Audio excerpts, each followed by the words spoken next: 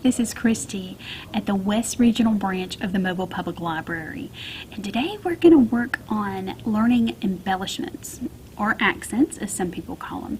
Now when you go to do these, you have options. You can stick to the Crayola Super Tip that we have been using. You can try an ultrafine Sharpie, or you can use the Furunosuke by Tombow. I use the hard tip. It comes in hard and soft. So that's what I'm going to be using for this, but just know that you can use any of these or any other really fine tip black pen to practice these. Let's get started.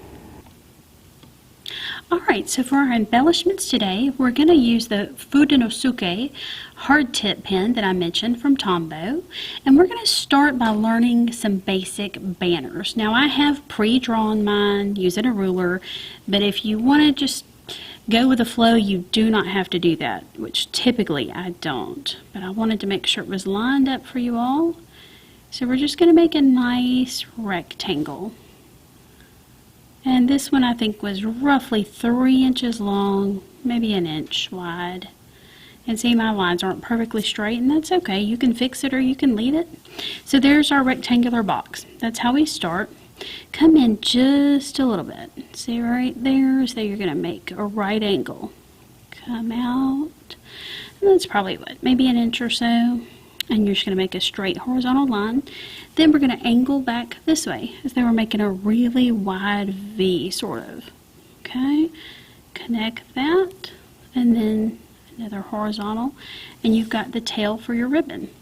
So we're going to duplicate that on our left side. And if you want to start on the left instead of the right, that's fine too.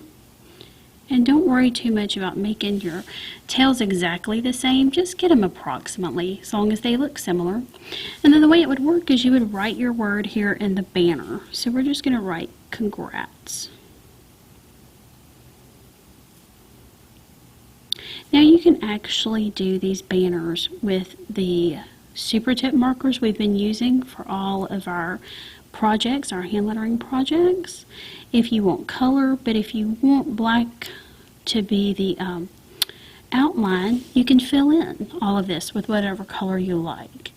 Okay, so there's just a straight ordinary banner. Now we're going to move on to a curved one, which is just a little bit harder, but it's not difficult. Think about drawing a rainbow when you were a kid, how you just make that big nice arch.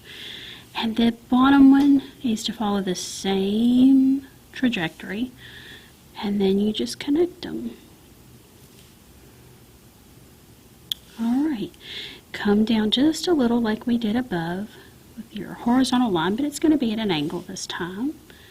Come back to make that really wide V, and you have your tail for your ribbon.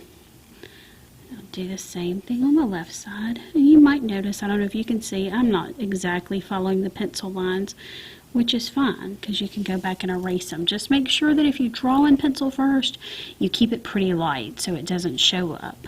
Alright, and then we're just going to write hooray, because we did a great job. Okay, and then our last banner starts out similarly but not as rounded. Think of it as sort of a hybrid of these, okay? So it's rounded on the edges, just a gentle slope, not much of a curve. But you're going to curve it on around on the sides. See how it's going back towards itself? Okay, pick up at the bottom edge of these and make a little arch.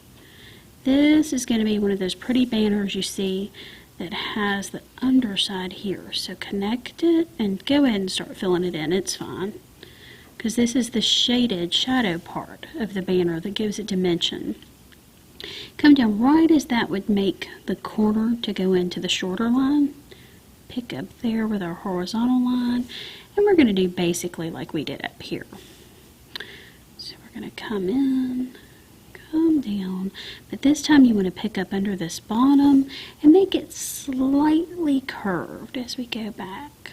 There we go. Alright, so our left side, do the same.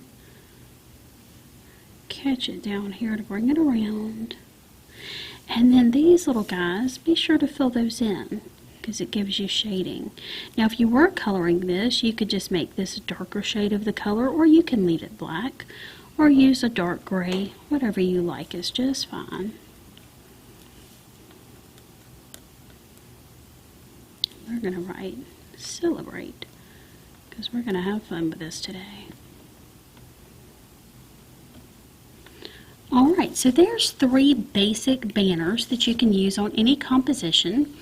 Now let's look at a couple of really basic arrows. The first one I got off of AmyLottaCreations.com. She has some really good embellishments. So just draw a horizontal line, and then we're going to put a triangle on the end. Then we're going to come to the tail, and we're going to make a V. Then we're going to come in to where we're maybe a fourth or a third of our line. We're going to make another V that's exactly like this one. Connect them with horizontal lines.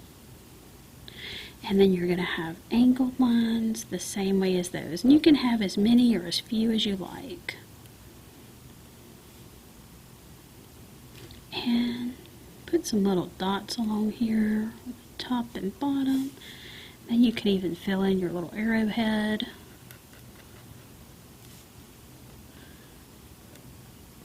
And same thing, you could always fill that in with color. You could fill in the feathers of the arrow with color, however you like. And then let's do one more arrow. So this time we're going to do almost exactly the same. We're going to start with a horizontal line, but break in the middle. Alright, so stop. And my pen decided to run out of ink. Okay, stop there, pick up, and we're going to put a heart right in the middle. Something cute for maybe Valentine's or a sweet little card to your kids or something.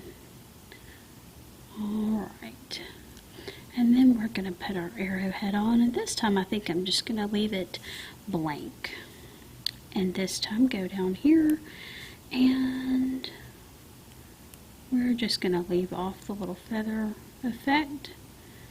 And if I were putting that in a composition, I would probably just color that in with some pinks and reds and make it really bright and colorful.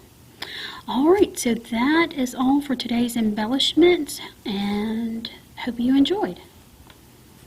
Thanks for watching, and have a great day.